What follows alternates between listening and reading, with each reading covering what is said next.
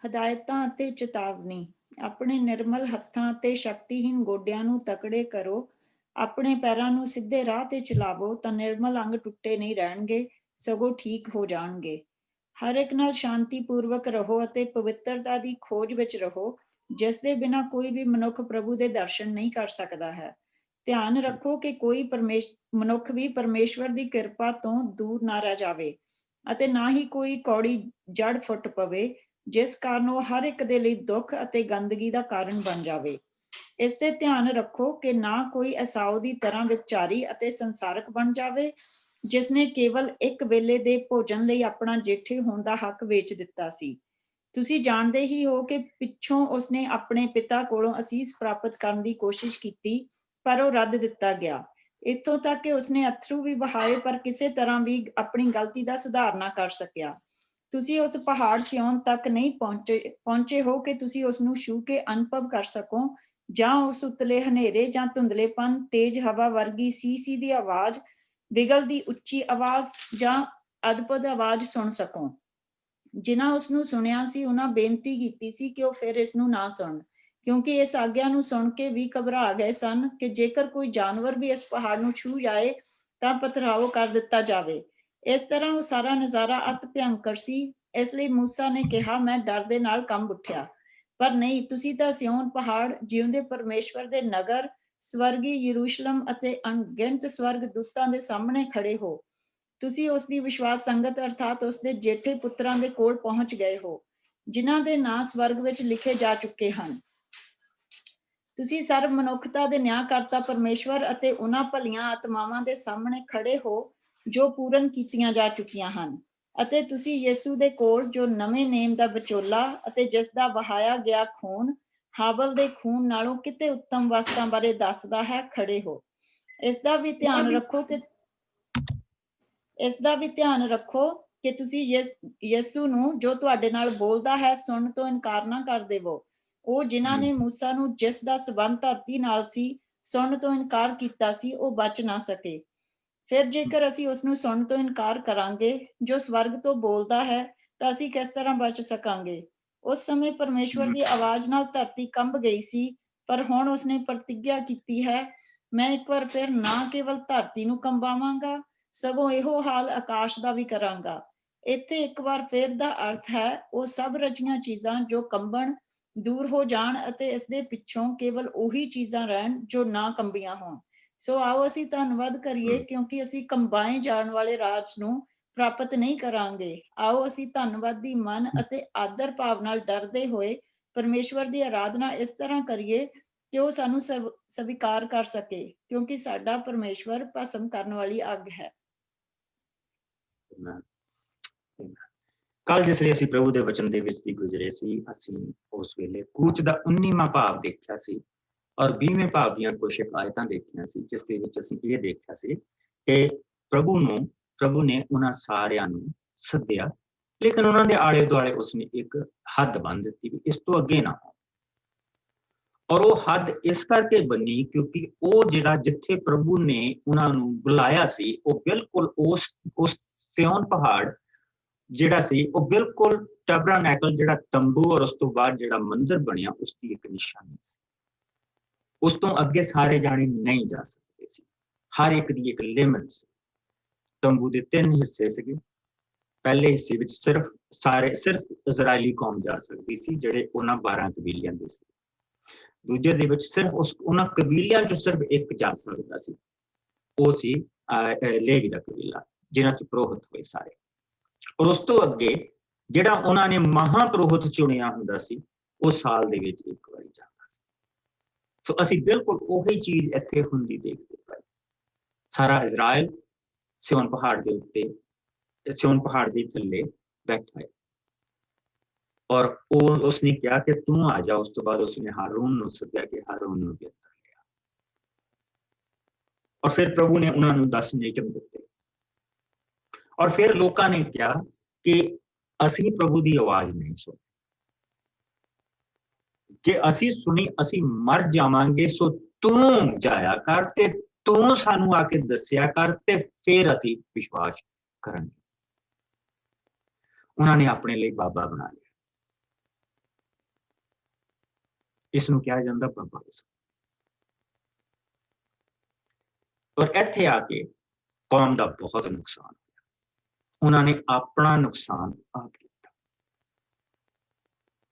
ਔਰ ਫਿਰ ਉਹਨਾਂ ਨੇ ਸਾਨੂੰ ਦਿਖਾਇਆ ਕਿ ਅਸੀਂ ਕੌਣ। ਡਰ ਦਾ ਆਤਮਾ, ਆਨੰਦ ਦਾ ਆਤਮਾ। ਪ੍ਰਭੂ ਨੇ ਦੋ ਹੁਣ ਇੱਥੇ ਫਰਕ ਦਿਖਾਏ। ਸੋ ਮੂਸਾ ਜਿਸ ਵੇਲੇ ਰਾਜਾ ਫਿਰੌਨ ਦੇ ਕੋਲੋਂ ਦੌੜਾ ਸੀ, तो ਇਸੇ ਸਿਯੋਨ ਪਹਾੜ ਦੇ ਉੱਤੇ ਆਇਆ ਸੀ ਪਹਿਲੀ ਵਾਰ। ਔਰ ਇਸੇ ਸਿਯੋਨ ਪਹਾੜ ਤੇ ਪ੍ਰਭੂ ਨੇ ਉਸਨੂੰ ਦਰਸ਼ਨ ਦਿੱਤੇ ਸੀ ਤੇ ਵਾਪਸ ਕਰ ਲਿਆ ਸੀ। ਔਰ ਉਹ ਲੋਕਾਂ ਨੂੰ ਇਸੇ ਸਿਯੋਨ ਪਹਾੜ ਤੇ ਵਾਪਸ ਲੈ ਕੇ ਆਇਆ। ਔਰ ਬਾਕੀ ਦੇ 40 ਸਾਲ ਇਸੇ ਸਿਯੋਨ ਪਹਾੜ ਦੇ ਆਲੇ ਦੁਆਲੇ ਉਹ ਗੇੜੇ ਕੱਢਦੇ।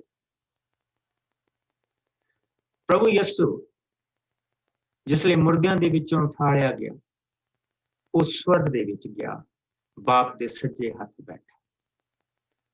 ਔਰ ਜਿਸ ਵੇਲੇ ਉਹ ਸਮਾਂ ਆਏਗਾ, ਜਿਸਲੇ ਉਹ ਵਾਪਸ ਆਏਗਾ, ਤੇ ਸਾਨੂੰ ਵਾਪਸ ਉਹ ਉੱਥੇ ਲੈ ਕੇ ਜਾਏਗਾ। ਜਿਸ ਤਰ੍ਹਾਂ ਮੂਸਾ ਸਿਯੋਨ ਦੇ ਪਹਾੜ ਤੇ ਆਪਣੇ ਲੋਕਾਂ ਨੂੰ ਲੈ ਕੇ ਆਇਆ, ਇਸੇ ਤਰ੍ਹਾਂ ਸਾਡਾ ਪ੍ਰਭੂ ਸਾਨੂੰ ਉਸ ਘਰ ਦੇ ਵਿੱਚ ਲੈ ਕੇ ਜਾਏਗਾ ਜੋ ਉਸਨੇ ਤਿਆਰ ਕੀਤਾ ਹੈ, ਜਿਸ ਦੇ ਬਾਰੇ ਉਸਨੇ ਕਿਹਾ ਤੁਹਾਡਾ ਦਿਲ ਨਾ ਘਬਰਾਏ, ਤੁਹਾਡਾ ਦਿਲ ਨਾ ਘਬਰਾਏ, ਤੁਸੀਂ ਜੋ ਤੁਸੀਂ ਬਾਪ ਤੇ ਵਿਸ਼ਵਾਸ ਕਰਦੇ ਮੇਰੇ ਤੇ ਵੀ ਕਰੋ, ਜਿਸ ਨੇ ਕਿਹਾ। ਇਸ ਲਈ ਅਸੀਂ ਵਚਨ ਦੇ ਇਸ ਹਿੱਸੇ ਦੇ ਵਿੱਚ ਆਉਂਦੇ ਹਾਂ ਤੇ ਇਸ ਹਿੱਸੇ ਦੇ ਵਿੱਚ ਬੜਾ ਕਲੀਅਰਲੀ ਹੁਣ ਦੱਸਦੇ ਪਿਆ। ਅਸੀਂ 22 ਆਇਤ ਦੇ ਵਿੱਚ ਆ ਗਏ। ਅਸੀਂ ਪਹਿਲੀਆਂ ਆਇਤਾਂ ਕੱਲ ਦੇਖ ਲਈਆਂ ਸੀ। ਸੋ ਉਸਨੇ ਕਿਹਾ ਪਰ ਨਹੀਂ, ਤੁਸੀਂ ਤਾਂ ਸਿਯੋਨ ਪਹਾੜ, ਜਿਉਂਦੇ ਪਰਮੇਸ਼ਵਰ ਦੇ ਨਗਰ ਅਤੇ ਸਵਰਗੀ ਜਰੂਸਲਮ ਅਤੇ ਅਣਗਿਣਤ ਸਵਰਗ ਦੂਤਾਂ ਦੇ ਸਾਹਮਣੇ ਖੜੇ ਹੋ। ਤੁਸੀਂ ਉਸ ਦੀ ਵਿਸ਼ਵਾਸ ਸੰਗਤ ਅਰਥਾਤ ਉਸ ਦੇ ਜੇਠੇ ਪੁੱਤਰਾਂ ਦੇ ਕੋਲ ਪਹੁੰਚ ਗਏ ਹੋ, ਜਿਨ੍ਹਾਂ ਦੇ ਨਾਂ ਸਵਰਗ ਦੇ ਵਿੱਚ ਲਿਖੇ ਜਾ ਚੁੱਕੇ ਹਨ। ਤੁਸੀਂ ਸਰਵ ਮਨੁੱਖਤਾ ਦੇ ਨਿਆਂਕਰਤਾ ਪਰਮੇਸ਼ਰ ਅਤੇ ਉਸ ਦੀਆਂ ਭਲੀਆਂ ਆਤਮਾਵਾਂ ਦੇ ਸਾਹਮਣੇ ਖੜੇ ਹੋ, ਜੋ ਪੂਰਨ ਕੀਤੀਆਂ ਜਾ ਚੁੱਕੀਆਂ ਹਨ। ਅਤੇ ਤੁਸੀਂ ਦੇਖੋ ਫਿਰ ਉਸ ਤੋਂ ਬਾਅਦ ਕਿੱਥੇ ਖੜੇ ਹਾਂ, ਅਤੇ ਤੁਸੀਂ ਯਿਸੂ ਦੇ ਕੋਲ ਜੋ ਨਵੇਂ ਨੇਮ ਦਾ ਵਿਚੋਲਾ ਅਤੇ ਜਿਸ ਦਾ ਬਹਾਇਆ ਗਿਆ ਖੂਨ ਹਾਵਲ ਦੇ ਖੂਨ ਦੇ ਨਾਲੋਂ ਕਿਤੇ ਉੱਤਮ ਵਸਤਾਂ ਦੇ ਬਾਰੇ ਦੱਸਦਾ ਹੈ, ਖੜੇ ਹੋ। ਅਸੀਂ ਕਿੱਥੇ ਖੜੇ? ਉਹ ਜਿਸ ਸਿਯੋਨ ਪਹਾੜ ਦੇ ਮੂਹਰੇ ਖੜੇ ਸੀਗੇ, ਔਰ ਬਾਅਦ ਦੇ ਵਿੱਚ ਉਸਨੂੰ ਮੰਦਿਰ ਬਣਾ ਕੇ ਪੂਜਣਾ ਵੀ ਸ਼ੁਰੂ ਕਰ ਦਿੱਤਾ ਸੀ ਉਹਨਾਂ ਨੇ। ਉਸ ਸਿਯੋਨ ਪਹਾੜ ਦੇ ਉੱਤੇ ਪ੍ਰਭੂ ਅੱਗ ਦੇ ਵਿੱਚ ਉਤਰਿਆ ਸੀ। ਔਰ ਜਿਸਲੇ ਪ੍ਰਭੂ ਉੱਥੇ ਅੱਗ ਦੇ ਵਿੱਚ ਉਤਰਿਆ ਤੇ ਉਹ ਉਸ ਨੂੰ ਸਹਿਣ ਨਹੀਂ ਕਰ ਸਕੇ, ਪਰ ਸਾਡੇ ਲਈ ਪ੍ਰਭੂ ਉਹ ਸਾਰੀ ਮਹਿਮਾ ਛੱਡ ਕੇ ਆਇਆ। ਉਸਨੇ ਆਪਣੇ ਆਪ ਨੂੰ ਖਾਲੀ ਕੀਤਾ ਔਰ ਫਿਰ ਉਹ ਸਾਡੇ ਕੋਲ ਆਇਆ ਔਰ ਸਾਨੂੰ ਉਸਨੇ ਆਪਣਾ ਆਤਮਾ ਦੇ ਕੇ ਤਕੜੇ ਕੀਤਾ। ਅਸੀਂ ਆਲਰੇਡੀ ਉਸ ਸਿਯੋਨ ਪਹਾੜ ਦੇ ਵਿੱਚ ਅੱਗ ਤੋਂ ਸਾਨੂੰ ਡਰਨ ਦੀ ਕੋਈ ਲੋੜ ਨਹੀਂ, ਕਿਉਂਕਿ ਸਾਨੂੰ ਅੱਗ ਦਾ ਬਪਤਿਸਮਾ ਦਿੱਤਾ ਗਿਆ। ਅਸੀਂ ਆਲਰੇਡੀ ਪ੍ਰਭੂ ਦੀ ਹਜ਼ੂਰੀ ਦੇ ਵਿੱਚ ਖੜੇ ਹਾਂ।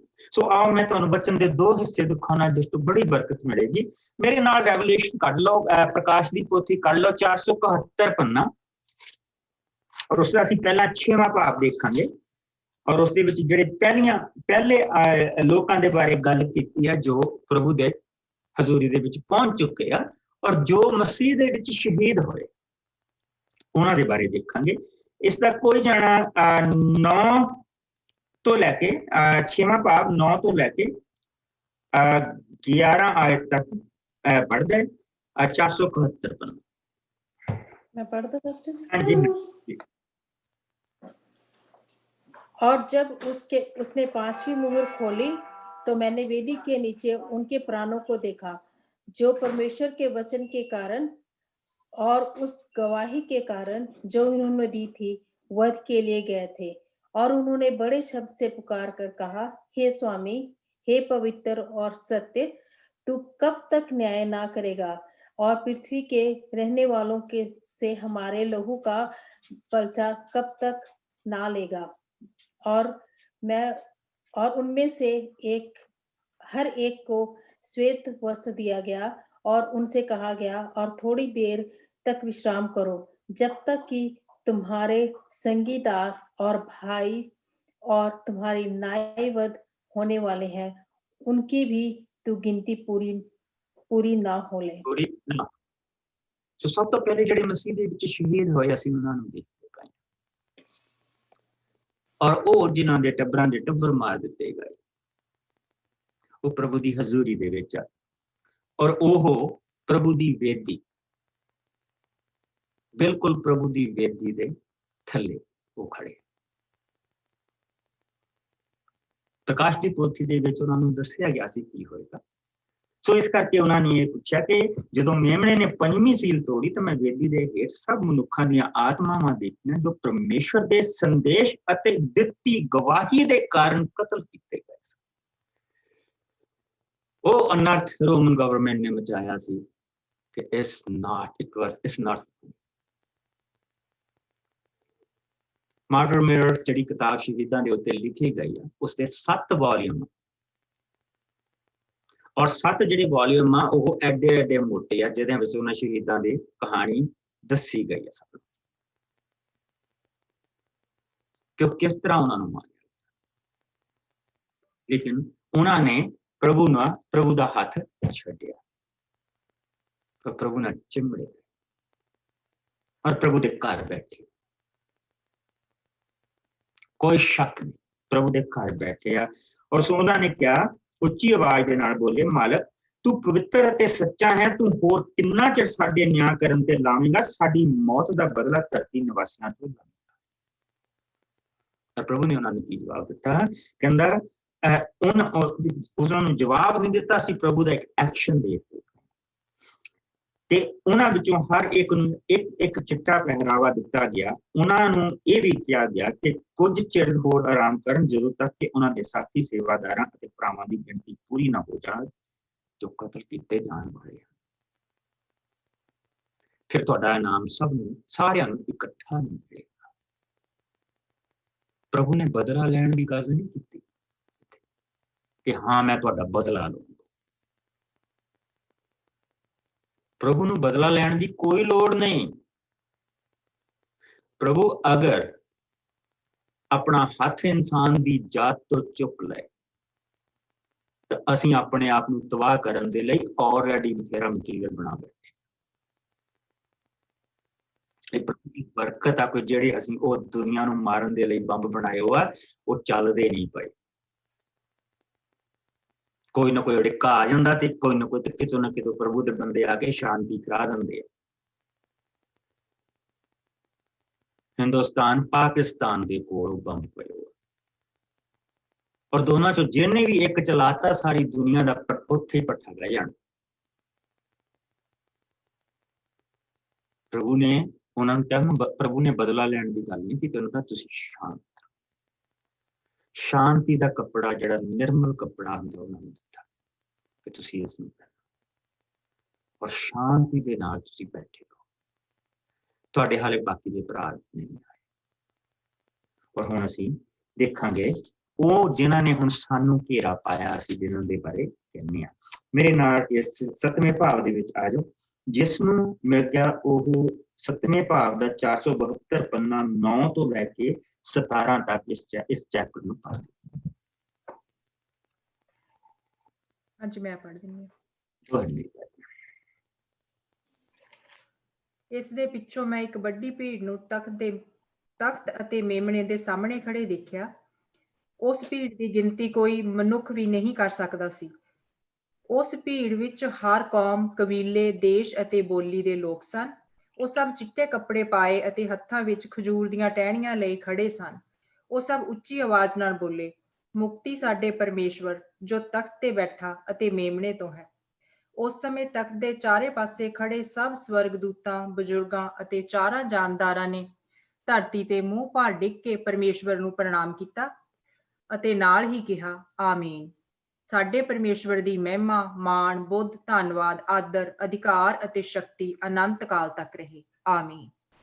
ਤਦ ਬਜ਼ੁਰਗਾਂ ਵਿੱਚੋਂ ਇੱਕ ਨੇ ਮੇਰੇ ਤੋਂ ਪੁੱਛਿਆ, ਇਹ ਚਿੱਟੇ ਕੱਪੜਿਆਂ ਵਾਲੇ ਕੌਣ ਲੋਕ ਹਨ ਅਤੇ ਇਹ ਕਿੱਥੋਂ ਆਏ ਹਨ?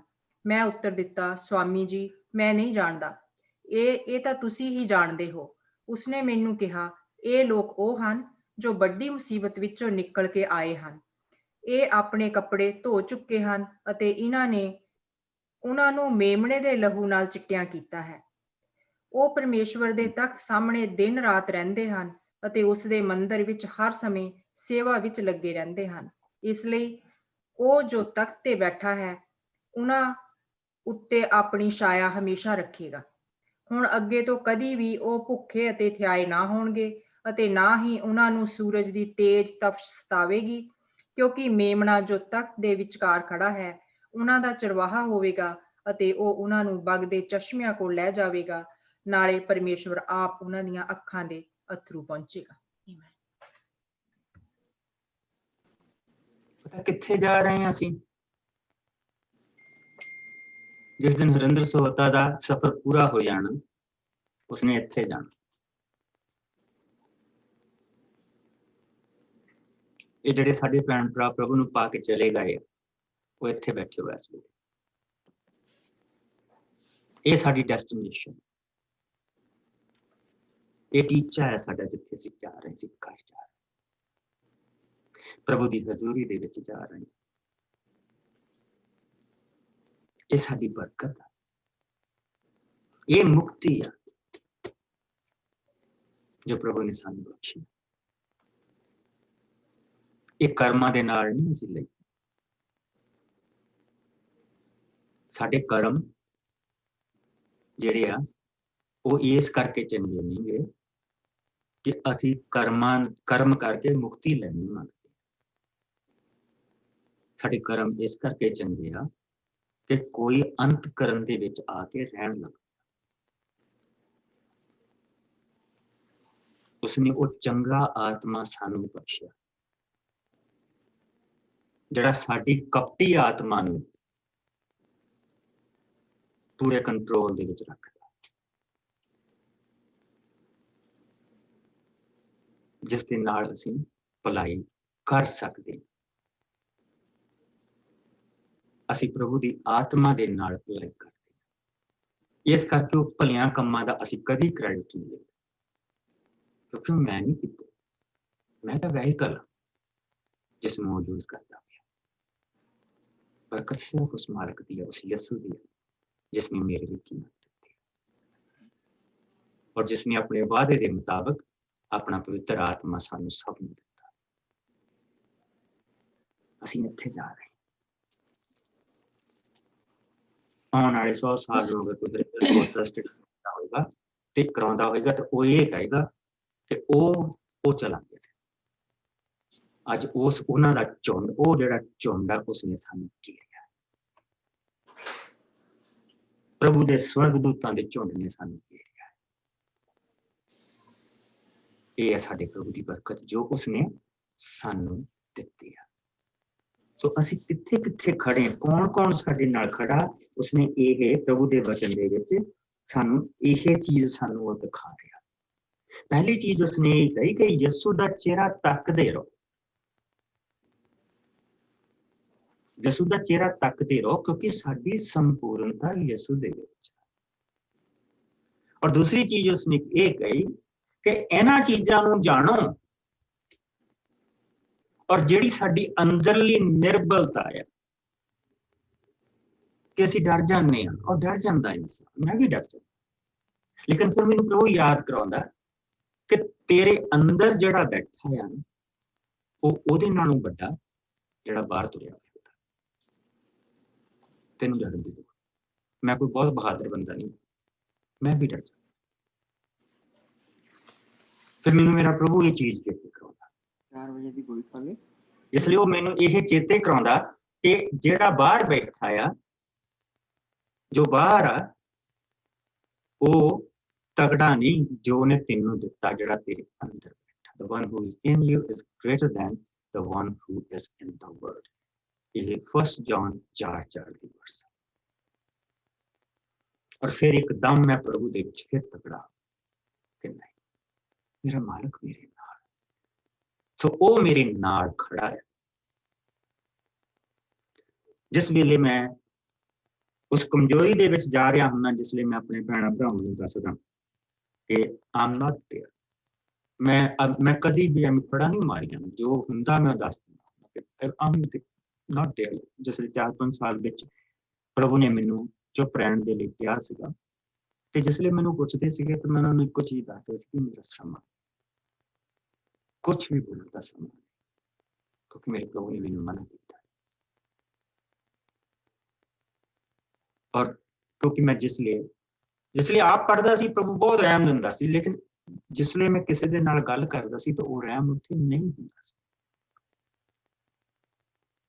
सो एमी टोपियां फड़ा मारन दा कोई फायदा नहीं। जिस वेले साडे नाल जिहड़ा साडा सियोन दा पहाड़, वो प्रभु दा घर, अपना घर, जिथों वो साडे वल देखदा पिया, जिस ते उनसे साडा पूरा ध्यान रखे, साडी जिहड़ी उसने सानू जिहड़ी हजूरी दे विच रखिया, जो साडे नाल उत्थे खड़े, वो प्रभु दियां ये आत्मावां जिन्हां बारे असीं पढ़ के हटे हैं, ये साडे नाल खड़े। और उस तो बाद प्रभु कह रहा कि यसु आप जो साडे नेम दा विचोला आ, वो आप साडे नाल खड़ा। धन तुसीं जिन्हां दे नाम उस पोथी दे विच लिखे, धन असीं जिन्हां दे नाम उस पोथी दे विच लिखे गए आ। कुछ एक चीजां प्रभु सारियां चीजां रिवील नहीं करदा, क्योंकि कुछ एक चीजां दे सिर्फ वो निशानात दिखाउंदा सन, वो साडे लई काफी हुंदे इस तरह। अगर वो सारियां चीजां सानू दिखा दे, असीं घमंडी हो जावां। और प्राइड अपने आप दे विच एक बहुत बड़ा पाप।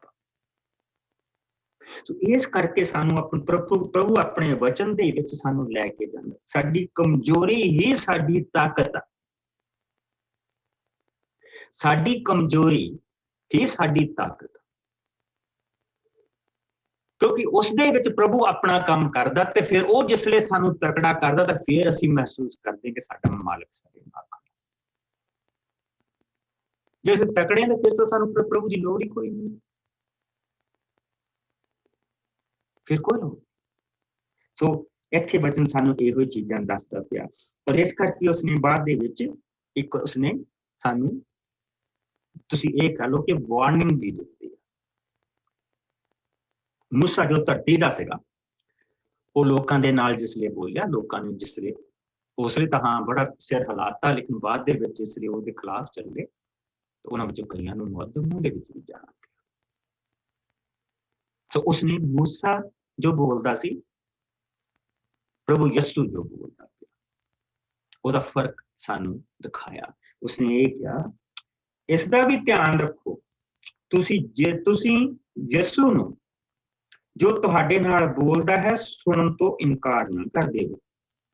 वो जिन्हां ने मूसा नूं जिसदा संबंध धरती दे नाल सी सुनन तो इनकार कीता सी, वो बच ना सके। फिर जेकर असीं उस नूं सुनन तो इनकार करांगे जो स्वर्ग तो बोलदा है, जो स्वर्ग तो बोलदा है, बड़ी ध्यान दे नाल इसनूं देखियो, जो स्वर्ग तो बोलदा है, तो असीं किस तरह बच सकें, किस तरह बच सकें। और जिस तरह एक दिन असीं देखिया सीगा कि अपने आप नूं सुनन दी आदत पाई।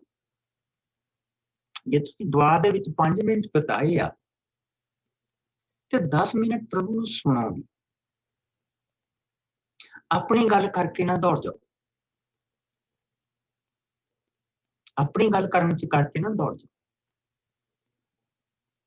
क्योंकि वो बोलदा है, वो दसदा है सानू, तो लीड करदा है। और वो जिहड़ा समा हुंदा बहुत पवित्र हुंदा, बहुत पवित्र हुंदा, प्रभु दी हजूरी दे नाल भरिया हुंदा। उस ਜਿਸ ਤੁਸੀਂ 5 ਮਿੰਟ ਦੁਆ ਕੀਤੀ ਆ ਯਿਸੂ ਦੇ ਨਾਮ ਦੇ ਵਿੱਚ, ਤੇ ਫਿਰ ਬਾਪ ਨੂੰ ਜਵਾਬ ਵੀ ਦੇ, ਸੁਣੋ ਕੀ ਕਹਿੰਦਾ। ਔਰ ਉਸਨੂੰ ਕਹਿੰਦੇ ਆ ਲਿਸਨਿੰਗ ਪ੍ਰੇਅਰ, ਜੋ ਅਸੀਂ ਸੁਣਦੇ ਹਾਂ, ਜੋ ਅਸੀਂ ਉਹਦੇ ਸਮਾਂ ਚ ਖੜਦੇ ਹਾਂ। ਸੈਮੂਅਲ ਨੇ ਕੀ ਕਿਹਾ ਸੀਗਾ? ਪ੍ਰਭੂ ਨੇ ਉਸਨੂੰ ਆਵਾਜ਼ ਦਿੱਤੀ, ਉਹ ਦੌੜ ਕੇ ਹਾਈ ਪ੍ਰੀਸਟ ਕੋਲ ਗਿਆ ਕਿ ਤੂੰ ਮੈਨੂੰ ਬੁਲਾਇਆ। ਉਹ ਕਹਿੰਦਾ ਨਹੀਂ ਪੁੱਤ, ਮੈਂ ਨਹੀਂ ਤੈਨੂੰ ਬੁਲਾਇਆ, ਤੂੰ ਜਾ ਕੇ ਸੁਣ ਜਾ। ਪ੍ਰਭੂ ਨੇ ਉਸਨੂੰ ਫਿਰ ਆਵਾਜ਼ ਦਿੱਤੀ, ਸੈਮੂਅਲ। ਉਹ ਫਿਰ ਉੱਠ ਕੇ ਦੌੜਾ, ਔਰ ਫਿਰ ਜਾ ਕੇ ਉਹਨੇ ਹੇਲੀ ਨੂੰ ਕਿਹਾ, ਤੂੰ ਮੈਨੂੰ ਬੁਲਾਇਆ? ਉਹ ਕਹਿੰਦਾ ਮੈਂ ਨਹੀਂ ਤੈਨੂੰ ਬੁਲਾਇਆ। ਤੀਜੀ ਵਾਰੀ ਫਿਰ ਉਸਨੂੰ ਆਵਾਜ਼ ਦਿੱਤੀ, ਸੈਮੂਅਲ। ਤੇ ਉਹ ਤੀਜੀ ਵਾਰੀ ਜਿਹੜੇ ਹੇਲੀ ਕੋਲ ਗਿਆ, ਤੇ ਹੇਲੀ ਨੂੰ ਪਤਾ ਸੀਗਾ ਪ੍ਰਭੂ ਨੂੰ ਆਵਾਜ਼ ਦੇ, ਮੈਂ ਤੇ ਮੇਰੇ ਬੱਚਿਆਂ ਨੇ ਪ੍ਰਭੂ ਨੂੰ ਸੁਣਨ ਤੋਂ ਇਨਕਾਰ ਕੀਤਾ, ਪ੍ਰਭੂ ਨੇ ਆਪਣਾ ਨਬੀ ਚੁਣ ਲਿਆ। ਉਸਨੇ ਚੁਣ, ਕਹਿੰਦਾ ਹੁਣ ਜਿਸਲੇ ਤੈਨੂੰ ਆਵਾਜ਼ ਆਊ ਤੇ ਤੂੰ ਕਹੀਂ ਕਿ ਪ੍ਰਭੂ ਬੋਲ, ਤੇਰਾ ਬੰਦਾ ਸੁਣ। ਤੇ ਉਸਨੂੰ ਪ੍ਰਭੂ ਨੇ ਇਹ ਦੱਸਿਆ ਕਿ ਮੈਂ ਤੈਨੂੰ ਇਜ਼ਰਾਈਲ ਦੀ ਕੌਮ ਦਾ ਨਬੀ ਬਣਾਇਆ। ਪਹਿਲਾ ਨਬੀ ਸੀ ਉਹ, ਆਖਰੀ ਜੱਜ ਸੀ, ਪਹਿਲਾ ਨਬੀ ਸੀ। ਔਰ ਮੈਂ ਹੇਲੀ ਔਰ ਉਸਦੇ ਦੋਨਾਂ ਪੁੱਤਰਾਂ ਨੂੰ ਛੱਡ ਦਿੱਤਾ, ਉਹਨਾਂ ਨੇ ਮੇਰੇ ਨਾਮ ਨੂੰ ਨਿੰਦਾ ਪਹੁੰਚਾਈ। ਔਰ ਫਿਰ ਪ੍ਰਭੂ ਨੇ ਦੱਸ ਦਿੱਤਾ ਕਿ ਉਹਨਾਂ ਦੀ ਮੌਤ ਕਿੱਦਾਂ ਹੋਏਗੀ, ਸਾਰਾ ਕੁਝ ਦੱਸ ਦਿੱਤਾ। ਸਵੇਰ ਨੂੰ ਉਹ ਹੇਲੀ ਤੋਂ ਬਚਦਾ ਫਿਰਦਾ, ਔਰ ਹੇਲੀ ਨੇ ਉਸਨੂੰ ਬੁਲਾ ਕੇ ਕਿਹਾ ਕਿ ਮੈਨੂੰ ਦੱਸ ਪ੍ਰਭੂ ਨੇ ਕੀ ਕਿਹਾ। ਜੇ ਨਹੀਂ ਦੱਸੇਗਾ ਤਾਂ ਉਸਨੇ ਸ਼ਰਤ ਉੱਠੀ। ਉਸਨੇ ਸਾਰਾ ਕੁਝ ਦੱਸਤਾ ਜੋ ਪ੍ਰਭੂ ਨੇ ਕਿਹਾ ਸੀ। ਹੇਲੀ ਨੇ ਕਿਹਾ, ਪ੍ਰਭੂ ਦੀ ਦੱਸੇ ਨੂੰ ਹੁਣ ਕੌਣ ਹੋ ਸਕਦਾ? ਪ੍ਰਭੂ ਤੇਰੇ ਨਾਲ ਭਲਾ ਕਰਤੇ, ਤੇਰੇ ਨਾਲ ਭਲਾ ਕਰਤੇ। ਉਸ ਤੋਂ ਬਾਅਦ ਪ੍ਰਭੂ ਨੇ ਹੇਲੀ ਦੇ ਨਾਲ, ਉਸਦੇ ਬੱਚਿਆਂ ਦੇ ਨਾਲ ਕਦੀ ਕਰ।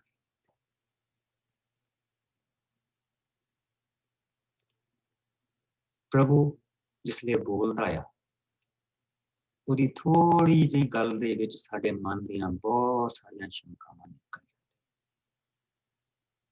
ਪਰ ਯਾਦ ਰੱਖੋ, ਇੱਥੇ ਸਾਨੂੰ ਵਾਅਦਾ ਦਿੱਤਾ ਗਿਆ ਕਿ ਉਹ ਬੋਲਦਾ ਆ ਆਪਣੇ ਬੱਚਿਆਂ ਨਾਲ। ਸੁਣੋ, ਸੁਣੋ, ਕਿਉਂਕਿ ਜਿਸਲੇ ਮੂਸਾ ਲੋਕਾਂ ਦੇ ਨਾਲ ਬੋਲਦਾ ਸੀ ਤੇ ਉਹਨਾਂ ਨੂੰ ਰਸਤੇ ਤੇ ਚਲਾਉਣਾ ਵੀ ਮੂਸਾ ਦਾ ਕੰਮ ਹੁੰਦਾ ਸੀ, ਜਿਸ ਦੇ ਵਿੱਚ ਮੂਸਾ ਫੇਲ ਰਿਹਾ। ਪਰ ਜਿਸਲੇ ਯਿਸੂ ਬੋਲਦਾ ਤੇ ਸਾਨੂੰ ਉਸ ਰਸਤੇ ਤੇ ਚਲਾਉਣਾ ਵੀ ਉਹਦਾ ਕੰਮ ਆ, ਔਰ ਉਹ ਕਦੀ ਫੇਲ ਨਹੀਂ। ਉਹ ਕਦੀ ਫੇਲ ਨਹੀਂ। ਇਸ ਕਰਕੇ ਪ੍ਰਭੂ ਦੇ ਵਚਨ ਦੇ ਵਿੱਚ ਇਹ ਜਿਹੜੀਆਂ ਚੀਜ਼ਾਂ ਸਾਨੂੰ ਦੱਸੀਆਂ ਗਈਆਂ, ਇਹ ਪ੍ਰੈਕਟਿਸ ਕਰਨ ਨੂੰ ਦੱਸੀਆਂ ਗਈਆਂ। ਪ੍ਰਭੂ ਦੇ ਨਾਲ ਜੀਣਾ ਕਿੱਦਾਂ ਉਹਦੇ ਨਾਲ ਕਦਮ ਬਾ ਕਦਮ ਚੱਲਣਾ, ਔਰ ਕਿੱਦਾਂ ਉਹ ਸਾਡੇ ਨਾਲ ਕਦਮ ਬਾ ਕਦਮ ਚੱਲਣਾ। It's not just about salvation, ਕਿ ਸਾਨੂੰ ਮੁਕਤੀ ਮਿਲ ਜਾਣੀ, ਉਹ ਤਾਂ ਮਿਲ ਜਾਣੀ, ਉਹ ਤਾਂ ਪ੍ਰਭੂ ਦਾ ਕੰਮ। ਲੇਕਿਨ ਉਸ ਮੁਕਤੀ ਦੇ ਨਾਲ ਹੋਰ ਬਹੁਤ ਸਾਰੀਆਂ ਜਿਹੜੀਆਂ ਮੁਕਤੀਆਂ ਜੁੜੀਆਂ ਆ, ਜੋ ਇਸ ਧਰਤੀ ਤੇ ਅਸੀਂ ਪ੍ਰਾਪਤ ਕਰਦੇ ਹਾਂ, ਅਸੀਂ ਉਹਨਾਂ ਤੋਂ ਵਾਂਝੇ ਹੋ ਜਾਂਦੇ। ਔਰ ਉਹ ਮੁਕਤੀਆਂ ਚੀਜ਼ਾਂ ਨਹੀਂ ਸਾਡੀਆਂ, ਪ੍ਰਭੂ ਦਿੰਦਾ ਹੈ। ਤੰਦਰੁਸਤੀਆਂ ਨਹੀਂ ਸਾਡੀਆਂ, ਪ੍ਰਭੂ ਦਿੰਦਾ ਹੈ। ਪਰ beyond that, ਜਿਹੜੀ ਉਹਦੀ ਪ੍ਰੈਜ਼ੈਂਸ ਨੂੰ ਲੈ ਕੇ ਤੁਰਨਾ, ਉਹਦੀ ਪ੍ਰੈਜ਼ੈਂਸ ਨੂੰ ਮਹਿਸੂਸ ਕਰਨਾ, that's amazing, that's amazing। ਉਸ ਦਰਪਣ ਦੇ ਸਾਹਮਣੇ ਜਿਸ ਲਈ ਅਸੀਂ ਜਾਂਦੇ, ਫਿਰ ਸਾਨੂੰ ਪਤਾ ਲੱਗਦਾ ਕਿ ਅਸੀਂ ਹੈ ਕੌਣ, ਆਪਣੇ ਆਪ ਚ ਅਸੀਂ ਕੌਣ, ਔਰ ਉਹਦੇ ਵਿੱਚ ਅਸੀਂ ਕੌਣ। ਕਿੰਨੀ ਵੱਡੀ ਬਰਕਤ ਉਸਨੇ ਸਾਨੂੰ ਦਿੱਤੀ ਹੈ ਕਿ ਅਸੀਂ ਸਿਯੋਨ ਪਹਾੜ ਦੇ ਜਿਉਂਦੇ ਪਰਮੇਸ਼ਰ ਦੇ ਨਗਰ ਸਵਰਗੀ ਜੇਰੂਸ਼ਲਮ ਅਤੇ ਅਣਗਿਣਤ ਸਵਰਗਦੂਤਾਂ ਦੇ ਸਾਹਮਣੇ ਖੜੇ। ਔਰ ਉਸ ਤੋਂ ਬਾਅਦ ਦੇਖੋ ਕੀ ਕਹਿ ਰਿਹਾ, ਇੱਕ ਇੱਥੇ ਖੜੀਆਂ ਤੁਸੀਂ ਉਸ ਵਿਸ਼ਵਾਸ ਸੰਗਤ ਅਰਥਾਤ ਉਸ ਦੇ ਜੇਠੇ ਪੁੱਤਰਾਂ ਦੇ ਕੋਲ ਪਹੁੰਚ ਗਏ ਹੋ ਜਿਨ੍ਹਾਂ ਦੇ ਨਾਮ ਸਵਰਗ ਦੇ ਵਿੱਚ ਲਿਖੇ ਜਾ ਚੁੱਕੇ ਹਨ। ਤੁਸੀਂ ਸਰਬ ਮਨੁੱਖਤਾ ਦੇ ਨਿਆਂਕਰਤਾ ਪਰਮੇਸ਼ਰ ਅਤੇ ਉਸ ਦੀਆਂ ਭਲੀਆਂ ਆਤਮਾਵਾਂ ਦੇ ਸਾਹਮਣੇ ਖੜੇ। ਦੂਜੀ ਚੀਜ਼, ਜਿਸ ਵੇਲੇ ਅਸੀਂ ਨਿਆਂਕਰਤਾ ਦੇ ਨਾਲ ਖੜੇ ਹਾਂ ਤੇ ਫਿਰ ਸਾਡਾ ਨਿਆਂ ਨਹੀਂ ਹੋ ਰਿਹਾ। ਜੋ ਆਲਰੇਡੀ ਅਸੀਂ ਭਲੀਆਂ ਆਤਮਾਵਾਂ ਦੇ ਨਾਲ ਖੜੇ ਹਾਂ ਤੇ ਉਸ ਨਿਆਂ ਦੀ ਜਿਹੜੀ ਤਕੜੀ ਆ ਉਹ ਤੋਂ ਅਸੀਂ ਬਚ ਚੁੱਕੇ ਹਾਂ। ਭਲੀਆਂ ਆਤਮਾਵਾਂ ਦੇ ਨਾਲ ਖੜੇ ਹੋ। ਅੱਛਾ, ਅੱਗੇ ਦੇਖੋ, ਜੋ ਪੂਰਨ ਕੀਤੀਆਂ ਜਾ ਚੁੱਕੀਆਂ ਹਨ ਅਤੇ ਤੁਸੀਂ ਯਿਸੂ ਦੇ ਕੋਲ ਜੋ ਨਵੇਂ ਨੇਮ ਦਾ ਵਿਚੋਲਾ ਅਤੇ ਜਿਸ ਦਾ ਬਹਾਇਆ ਗਿਆ ਖੂਨ ਹਾਬਲ ਦੇ ਖੂਨ ਨਾਲੋਂ ਕਿਤੇ ਉੱਤਮ ਵਸਤਾਂ ਬਾਰੇ ਦੱਸਦਾ ਹੈ ਖੜੇ। This is the main ਸਾਰੀ ਇਬਰਾਨੀਆਂ ਦੀ ਪੁਸਤਕ ਦਾ ਇਹ 22 ਤੋਂ ਲੈ ਕੇ 24 ਆਇਤ ਤੱਕ this is the meat of the whole thing.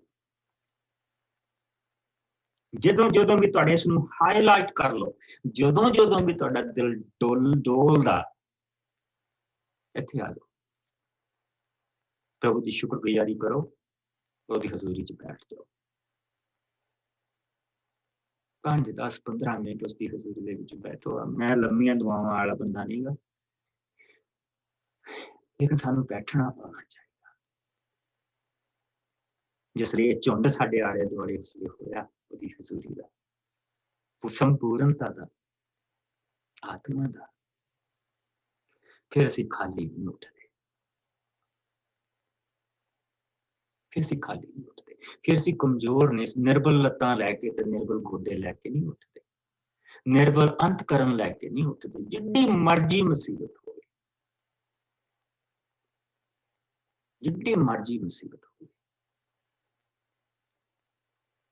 ਫਿਰ ਅਸੀਂ ਪ੍ਰਭੂ ਨੂੰ ਨਾਲ ਲੈ ਕੇ ਉੱਠਦੇ, ਉਹ ਸਾਨੂੰ ਖੜਿਆਂ ਕਰਦਾ। ਮੂਸਾ ਜੋ ਧਰਤੀ ਦਾ, ਜੋ ਉਸਨੂੰ ਦੱਸਿਆ, ਅੱਗੇ ਜਾ ਕੇ ਦੱਸਦਾ, ਕਹਿੰਦਾ ਇਸ ਦਾ ਧਿਆਨ ਰੱਖੋ ਕਿ ਤੁਸੀਂ ਯਿਸੂ ਨੂੰ ਜੋ ਤੁਹਾਡੇ ਨਾਲ ਬੋਲਦਾ ਹੈ ਸੁਣਨ ਤੋਂ ਇਨਕਾਰ ਨਾ ਕਰਦੇ ਹੋ। ਅਤੇ ਉਹ ਜਿਨ੍ਹਾਂ ਨੇ ਮੂਸਾ ਜਿਸ ਦਾ ਸੰਬੰਧ ਧਰਤੀ ਨਾਲ ਸੀ ਸੁਣਨ ਤੋਂ ਇਨਕਾਰ ਕੀਤਾ ਸੀ, ਉਹ ਨਾ ਬਚ ਸਕੇ। ਫਿਰ ਜੇਕਰ ਅਸੀਂ ਸੁਣਨ ਤੋਂ ਇਨਕਾਰ ਕਰਾਂਗੇ ਜੋ ਸਵਰਗ ਤੋਂ ਬੋਲਦਾ ਹੈ ਤਾਂ ਅਸੀਂ ਕਿਸ ਤਰ੍ਹਾਂ ਬਚ ਸਕਾਂਗੇ। ਉਹ ਉਸ ਸਮੇਂ ਪਰਮੇਸ਼ਰ ਦੀ ਆਵਾਜ਼ ਦੇ ਨਾਲ ਧਰਤੀ ਕੰਬ ਗਈ ਸੀ, ਜਿਸ ਤਰ੍ਹਾਂ ਅਸੀਂ ਪਹਿਲਾਂ ਪੜ੍ਹਿਆ, ਕੰਬ ਗਈ ਸੀ। ਪਰ ਹੁਣ ਪ੍ਰਤਿੱਗਿਆ ਕੀਤੀ ਹੈ ਕਿ ਇੱਕ ਵਾਰ ਫਿਰ ਧਰਤੀ ਨੂੰ ਕੰਬਾਵਾਂਗਾ, ਸਗੋਂ ਇਸ ਦੇ ਨਾਲ ਨਾਲ ਆਕਾਸ਼ ਵੀ ਕਰਾਂਗਾ। ਇੱਥੇ ਇੱਕ ਵਾਰ ਫਿਰ ਦਾ ਅਰਥ ਹੈ ਕਿ ਉਹ ਸਭ ਰਚੀਆਂ ਚੀਜ਼ਾਂ ਜੋ ਕੰਬਣ ਤੋਂ ਦੂਰ ਹੋ ਜਾਣ ਅਤੇ ਇਸ ਦੇ ਪਿੱਛੋਂ ਕੇਵਲ ਉਹੀ ਚੀਜ਼ਾਂ ਰਹਿਣ ਜੋ ਨਾ ਕੰਬੀਆਂ। ਇਹਨਾਂ ਨੂੰ ਅਸੀਂ ਕੱਲ ਨੂੰ ਦੇਖਾਂਗੇ। ਸੋ ਆਓ ਅਸੀਂ ਧੰਨਵਾਦ ਕਰੀਏ ਕਿਉਂਕਿ ਅਸੀਂ ਕੰਬਾਏ ਜਾਣ ਵਾਲੇ ਰਾਜ ਨੂੰ ਪ੍ਰਾਪਤ ਨਹੀਂ ਕਰਾਂਗੇ। ਅਸੀਂ ਪ੍ਰਭੂ ਦੀ ਸਥਿਰਤਾ ਦੇ ਵਿੱਚ ਹੋਵਾਂਗੇ। ਜਿਹੜੇ ਹਿੱਸੇ ਮੈਂ ਤੁਹਾਨੂੰ ਵਚਨ ਦੇ ਵਿੱਚੋਂ ਦਿਖਾਏ ਆ ਪ੍ਰਕਾਸ਼ ਦੀ ਪੋਥੀ ਦੇ, ਉੱਥੇ ਅਸੀਂ ਹੋਵਾਂਗੇ ਔਰ ਅਸੀਂ ਇੱਕ ਬਰਕਤ ਵਾਲੇ ਲੋਕ ਹੋਵਾਂਗੇ। ਸਾਨੂੰ ਉੱਥੇ ਜਾ ਕੇ ਮੁੱਲ ਪਤਾ ਲੱਗੂਗਾ ਉਹਨਾਂ ਚੀਜ਼ਾਂ ਦਾ ਕਿ ਜੇ ਅਸੀਂ ਦਾਲ ਦੀ ਕੌਲੀ ਦੇ ਵਿੱਚ ਨਹੀਂ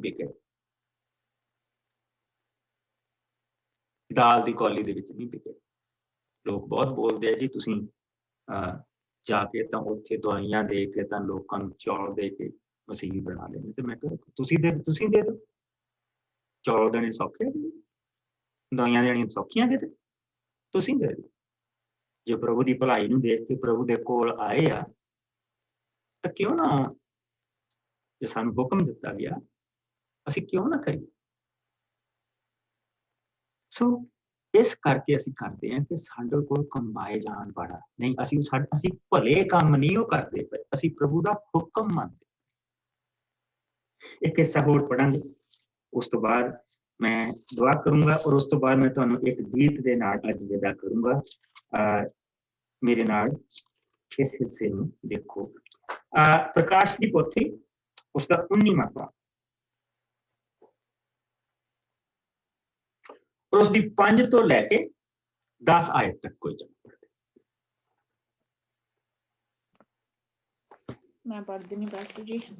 मेरी गल ਮੇਮਨੇ ਦਾ ਵਿਆਹ ਭੋਜ। ਫਿਰ ਇੱਕ ਆਵਾਜ਼ ਤਖਤ ਤੋਂ ਇਹ ਕਹਿੰਦੀ ਹੋਈ ਆਈ, ਹੇ ਵੱਡੇ ਛੋਟਿਓ, ਉਸਦੇ ਸਭ ਦੱਸੋ, ਸਾਡੇ ਪਰਮੇਸ਼ਵਰ ਦੀ ਮਹਿਮਾ ਕਰੋ।